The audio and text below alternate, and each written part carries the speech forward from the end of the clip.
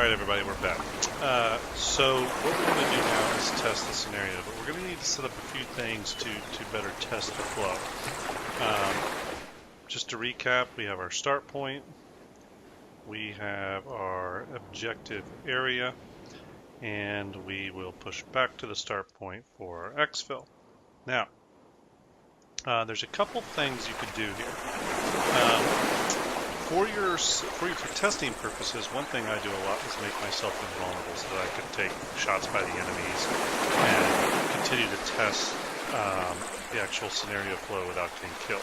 So the way you do that is you just click on yourself and you go down to special states and you uncheck damage. Okay. Alright, so now I shouldn't take any damage. I have my AI comrade here.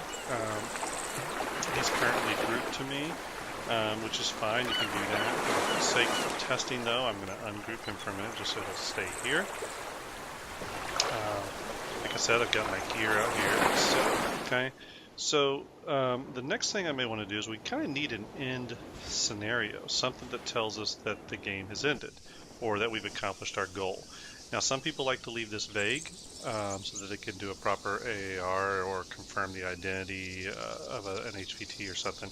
In the case of this guy right here, we are going to set up a very, very basic trigger, okay?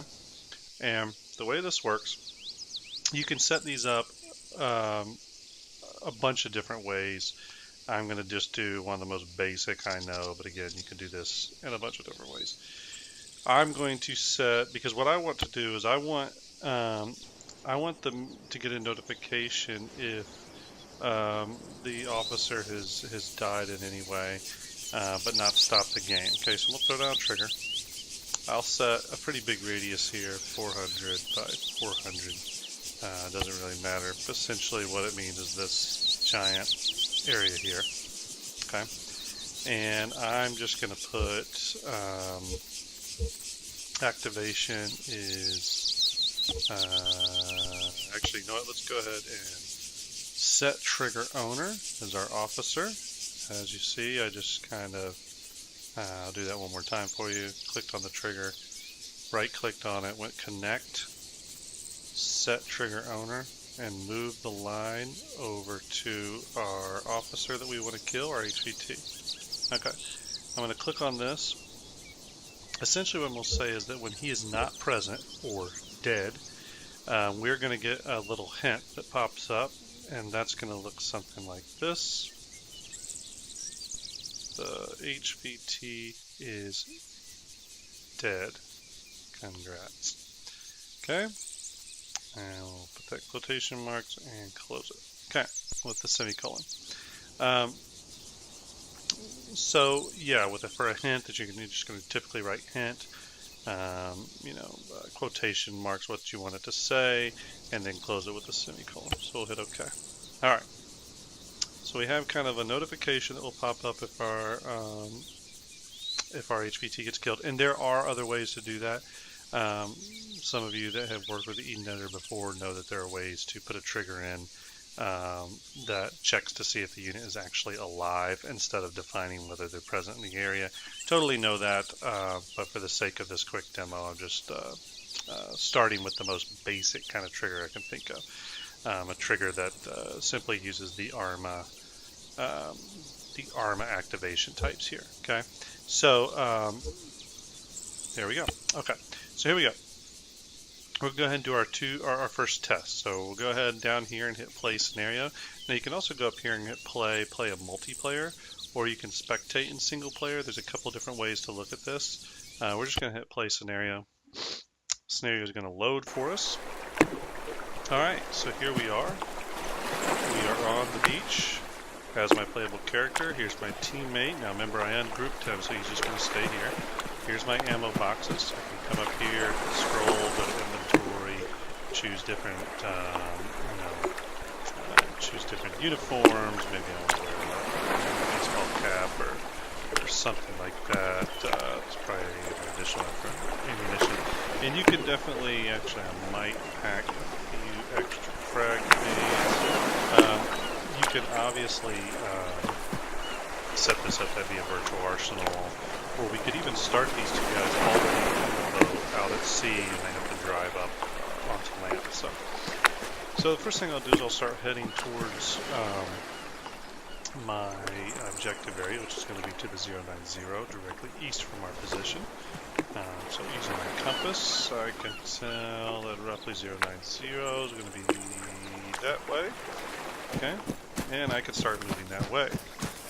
Now, one cool thing I can do is speed up time by hitting my plus and minus keys. So hitting it plus once, it'll take me to 2 times speed. Hitting plus again will take me to 4 times speed. So it allows me to quickly run through. This allows me to just kind of figure out, oh, does this terrain flow feel good? Do I like the approach? All that stuff. Now you can teleport around too, and I'll show you that in a second, but sometimes you do need to kind of walk from A to B and kind of make sure it feels right, okay? And get a lay of the land. And what you may do is find other areas you can place enemies, right? So I'm going to slow it back down. One thing I can kind of tell initially here, though, is we may want a random patrol kind of walking through the area between the start point and the objective area. So maybe if there was a random patrol here, or maybe a patrol here. They don't always need to be in the direct line that you think you'll walk. Sometimes it's good to place those, out and about. That way, if your players start to stray, they'll still encounter combat in some way. Okay. So I'm moving. I'm going to check my bearing again.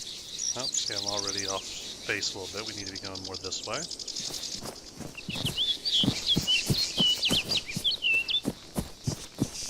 So as you can see, yeah, there's a lot of terrain to cover without much action. Maybe you want a long stealthy insert and you want to kind of sneak past some guards and whatnot. You can definitely throw a couple patrols. And I wouldn't make it anything too heavy because, remember, the objective area has already been set. You just need a little bit of that ambiance, a little bit of that, kind of life to the world. So, but there's a lot of opportunity out here in some of those hills even to kind of put some of that life, maybe a vehicle driving by on the road, a random patrol, etc. Alright, so what we're going to do now is teleport. I can go to the map screen, and I can hold down my Alt key, click anywhere, and it will teleport my character there, okay? So I want to be just outside of our objective area, because remember, we want to test to see how this goes. So I just Alt clicked, and magically I'm up here near the objective area. There's our building. So we're just now approaching Camp Maxwell. So we're going to start to test this and see how it goes. Well, looks like I see that 2-man patrol that we set up earlier.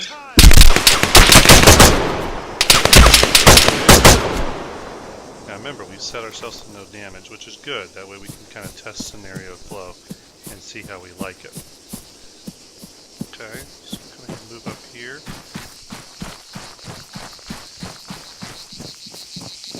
And even though you're invulnerable, you're set to kind of God mode, you should still kind of play this sort of how you would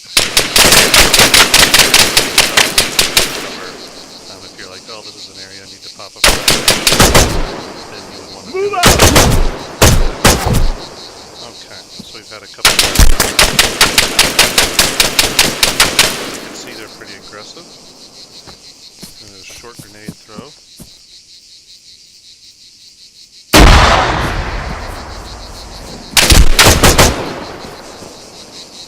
Obviously I'm playing this pretty fast and loose, not really running it through as you normally would. That's okay. We're just testing here. Testing scenario flow, testing to see if enemies are where they should, if there's any gaping holes, all that kind of stuff. That's what this testing is for. Maybe we decide we need another patrol or something. So that's good. So with that guy being there, we really locked these stairs down. Pretty dangerous route to take, so that's kind of cool. I kind of like that. Boom. Looks like we missed some. Oh, there he is. Okay, so we know we got that entrance covered pretty well. Let's go ahead and make entry on the main building here.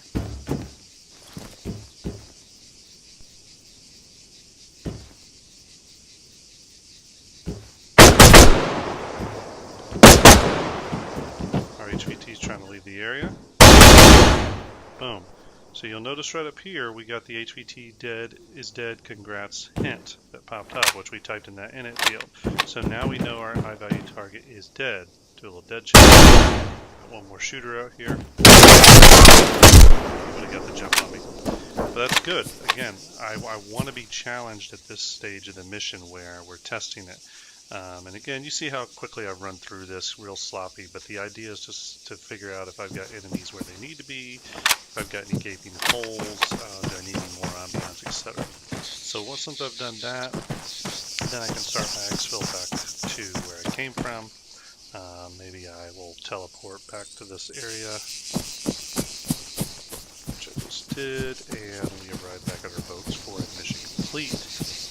Now, the next level of detail you can put into something like this, besides ambiance, is to really introduce things like triggers, syncing of triggers and linking things up, and tasks and all that kind of stuff. And we're going to get to all that. First thing I want this first class to be, though, is all about the initial setup. Okay. So one thing I can tell, though, is that I do need a little bit more ambiance. So one of the first things I think I'm going to do, and you can be a little bit more looser with this when you're talking about just random patrols. I'm going to take an FIA Infantry Assault Squad, which would be actually I'll do a patrol team, which is a 4-man team. I'm just going to kind of place them out here, okay? And what their job is to take just a kind of winding patrol path on the eastern side here. Now it'll be, or the western side, now it'll be wide.